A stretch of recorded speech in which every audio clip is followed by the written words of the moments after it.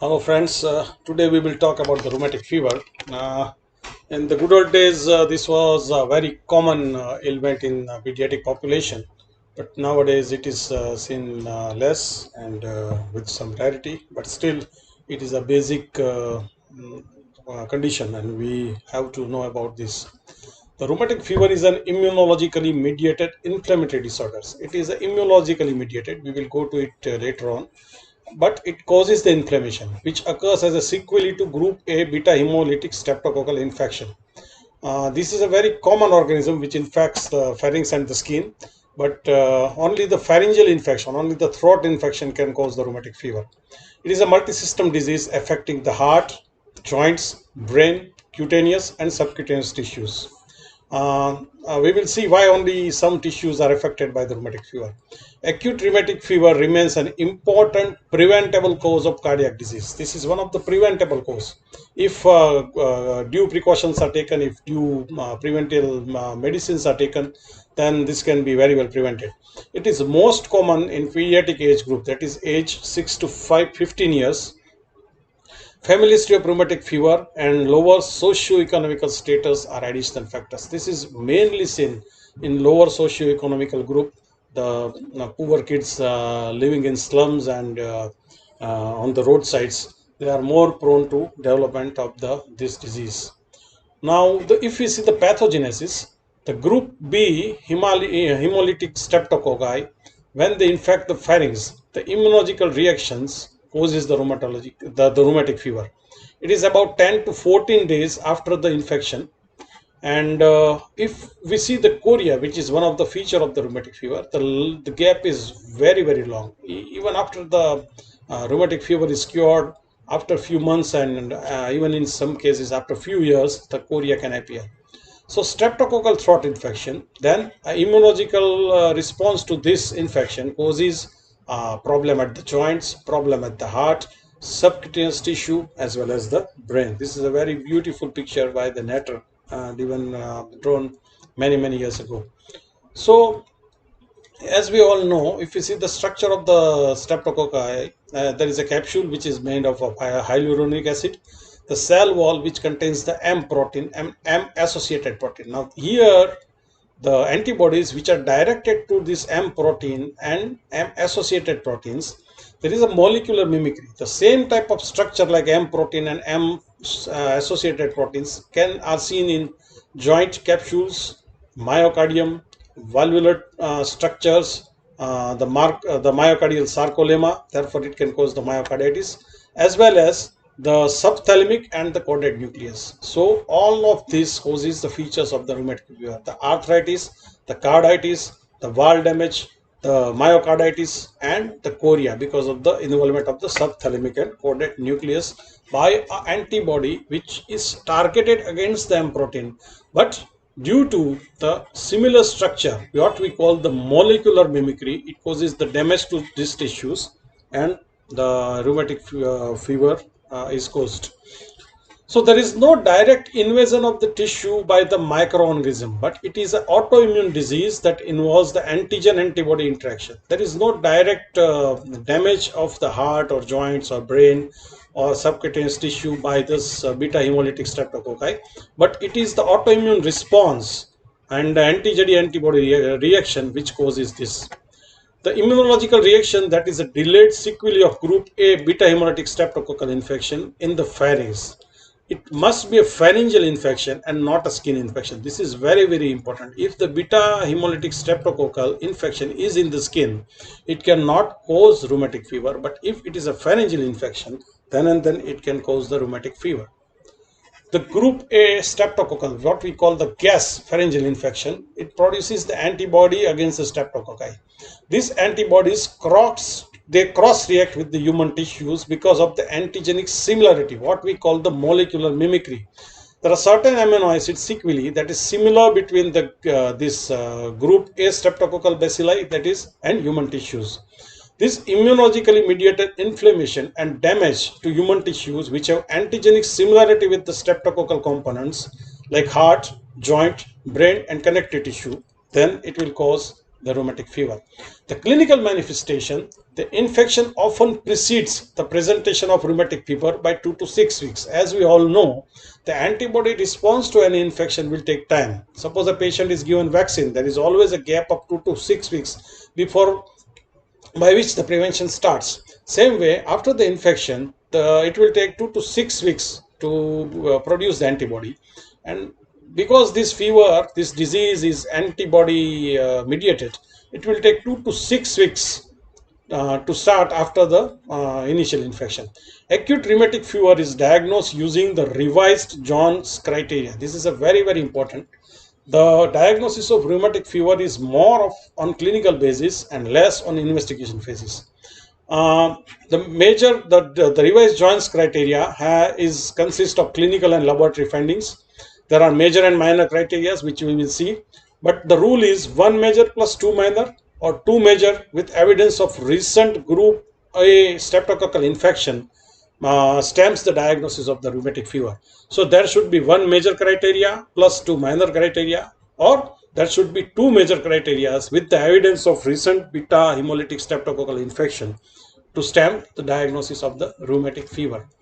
Now, if we see the major criteria, which is the revised Jones criteria for the acute rheumatic fever, it is the signs are carditis, arthritis, chorea, subcutaneous nodule, and erythema marginatum.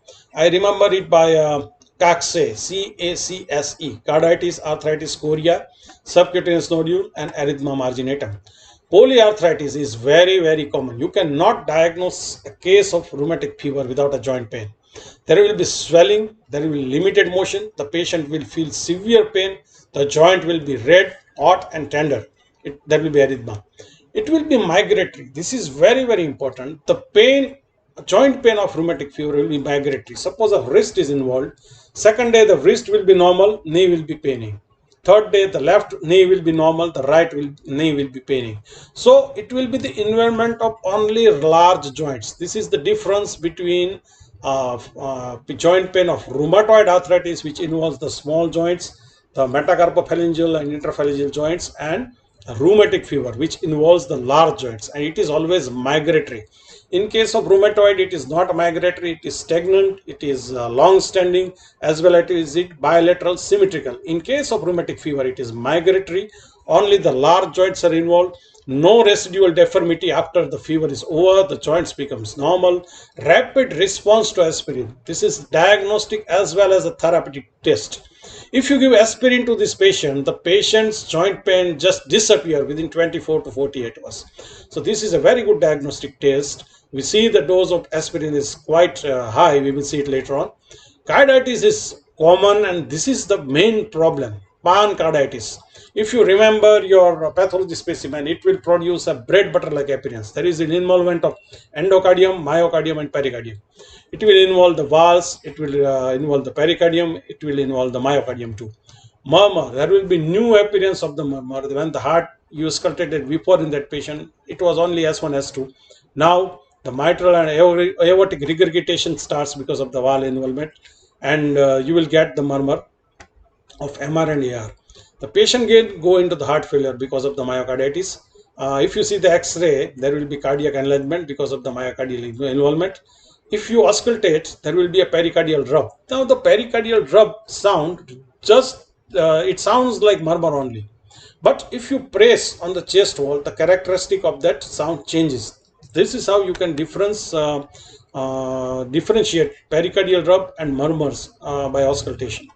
The chorea, or what is called the Sydenham's disease, is uncommon. This is not much common, though it is included into the Jones criteria, major Jones criteria, but it is uncommon. Presence long after, as I told you, it can happen after months or in some cases even after years. More common in females. Spasmodic, unintentional, jerky, choreiform movements, speech is affected, and it is a late manifestation.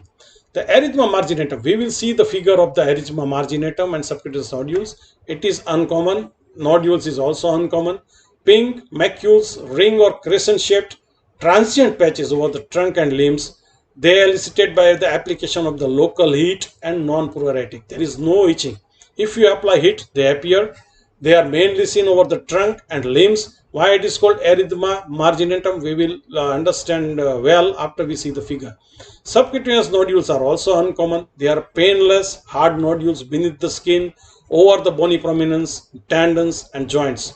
Mainly seen over the extensor surface of the elbows, knees, knuckles, and ankles. Also seen on the scalp, spine, and it is associated with repeated episodes and severe carditis. So whenever you see a subcutaneous nodule, it is a bad sign because it will be with the carditis. It will be repeated and severe carditis. Now the minor criteria is mainly fever. Because this is a rheumatic fever, the fever has to be there, but it is a minor criteria. Arthralgia, the patient should have a joint pain without swelling, previous history of rheumatic fever, laboratory findings, elevated ESR, CRP and ECG having prolonged PR interval. So it is all R and R. ESR, CRP and PR interval, all R's in the laboratory findings. Fever, arthralgia and previous history of rheumatic fever are the clinical findings. So major criteria are arthritis, carditis, arthritis, chorea, subcutaneous nodule and erythema marginatum. The minor criteria are fever, arthralgia without swelling, previous history of rheumatic fever, ESR, CRP and prolonged PR interval in the ECG. And there should be evidence of recent group A beta hemolytic streptococcal disease. Now the supporting evidence for this is scarlet fever, positive throat culture, a very sensitive test which is present in more than 25% of the patients, rapid streptococcal antigen test, elevated or rising streptococcal antibody, the ASO, streptolysin O. Now this ASO is, some people are using this ASO as a diagnostic criteria of rheumatic fever. This is a supportive criteria. This is not a diagnostic criteria. As we learned in the logic, in the mathematics, if the roads are wet, there are many conditions. There may be water spilled by someone, or there may be rain. But if there is if there is raining, the roads has to be wet. Same way, in case of rheumatic fever, the ASO can be elevated or ASO cannot be elevated, but each and every case of ASO elevation you cannot stamp as a rheumatic fever, which is done by few of the clinicians, which is a wrong thing. And testing ASO in each and every case of joint pain and fever is also not feasible.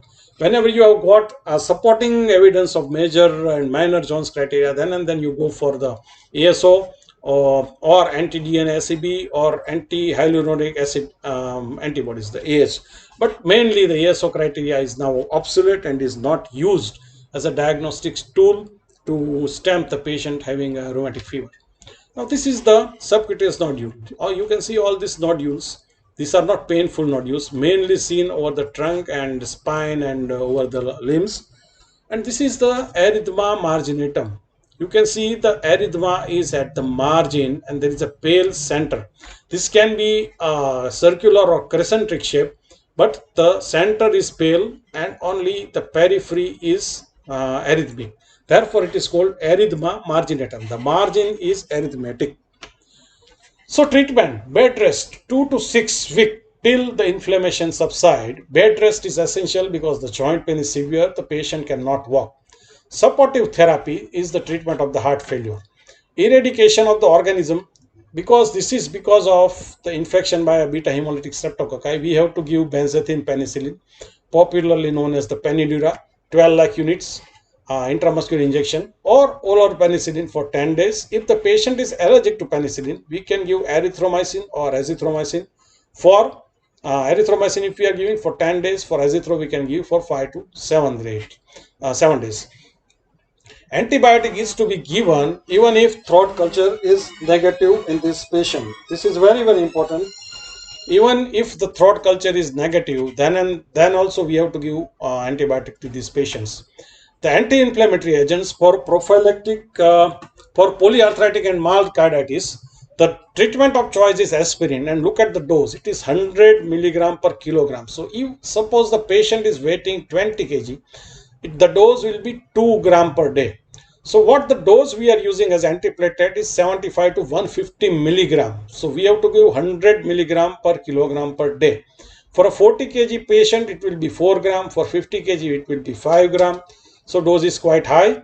and you have to give it for 4 to 6 weeks, and then you have to taper. You have to gradually reduce the dose. You cannot just stop it. You have to gradually reduce and withdraw.